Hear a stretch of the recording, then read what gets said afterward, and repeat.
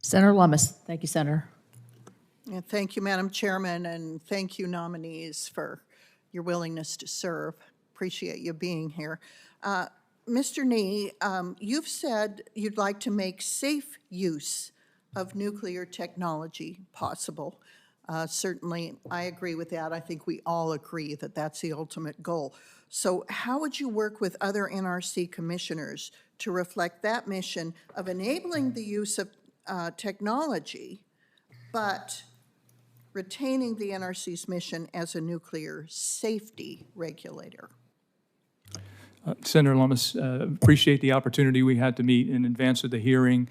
In terms of looking at safety and enabling, which is part of the Atomic Energy Act and part of the organic elements of the agency, if confirmed, I 100% commit to working collegially with the other members of the commission to ensure that decisions are made with safety as the primary consideration. And in the collegial process, there are opportunities for commissioners to engage with each other one-on-one or even during commission meetings. And perhaps those are opportunities to discuss the enabling aspects of how the safe use of nuclear technologies can bring benefits to our society in a wide range of fields. So if confirmed, I commit to you to do that. As you're aware, one of the early licensees and future developers is in my state, TerraPower. So how will you ensure that early movers like TerraPower are not disadvantaged by shifting regulatory frameworks intended to benefit future applicants? Senator, I think that if in any process, if you're moving the goalpost, that's never good for getting the desired outcome. I think there are opportunities for early movers such as TerraPower to actually be thought leaders in things that could actually improve the permitting process in terms of its efficiency, but at the same time maintaining the safety decision as the primary focus. So I believe that going through the process as an early mover is actually perhaps an opportunity to do things that could be considered in future regulatory reform. And I commit to you, if confirmed, that I will work with my other members of the commission to provide the leadership and direction to the staff if needed. Well, thank you, and I'll look forward to working with you in that regard as well. In addition, as you know, it's important that the NRC quickly proceed with streamlining its environmental review requirements. It's been an area where they've been bogged down for years. So could you tell me what you view as the most impactful opportunity to streamline the NRC's environmental review requirements? Senator, in the ADVANCE Act and the Executive Order 14300, there are a variety of opportunities to streamline environmental reviews, such as expanding the use of a generic environmental impact statement, leveraging the use of categorical exclusions, and reducing the sheer volume of an environmental review. I believe other opportunities exist also to perhaps look at any redundancies that are in an environmental review that may be occurring in the safety review.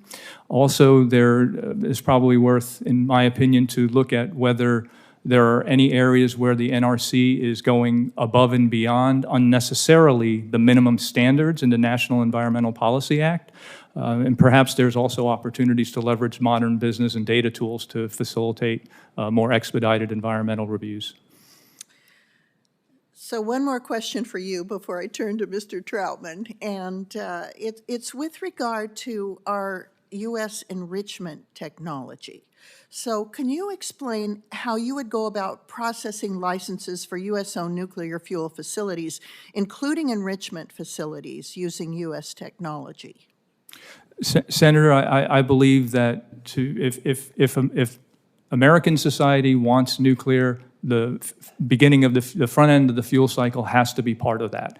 And if confirmed, I commit to you that we will that I would work with the other members of the commission to ensure that the improvements and reforms to fuel cycle licensing will treat that as the same way as we are treating reactor licensing as well. So both conversion and enrichment. Yes, and of course, it has to be safe, right? Anything that we do related to nuclear must be done with safety in mind first. Thanks so much. Appreciate your responses. Mr. Troutman, welcome. My state of Wyoming is going to be deeply involved in powering America's energy dominance in the fuel that is necessary to compete with China on artificial intelligence. Wyoming's the top coal-producing state. We're top 10 for oil and gas, and also have enormous deposits of critical minerals. So all of these require chemistry to mine and process. And many of these chemicals have been under threat from TSCA regulations. So given that chemicals are so fundamental to these goals and to our economic competitiveness and our national security, can you speak to how you would balance the need for access to critical chemicals we need while also protecting health and the environment? Thank you, Senator, for the question, and I enjoyed meeting your staff to further discuss various aspects of the program office. And just briefly, the administrator has announced as part of his 5 pillars, energy dominance as one of those. One of those aspects are PMN, or pre-manufactured notice notifications with regard to energy centers, AI energy needs, and with regard to that, to help accelerate and understand the need for that innovation and that investment to help grow the American economy. If those PMNs come in to help develop that resource within the U.S., it will not get a lesser robust review, but it will be an important part of the queue to keep reducing our PMNs and to advance energy needs for this critical industry that's come across. Madam Chairman, I know you've been very gracious with my time. I appreciate it very much. We're glad you're here. Thank you.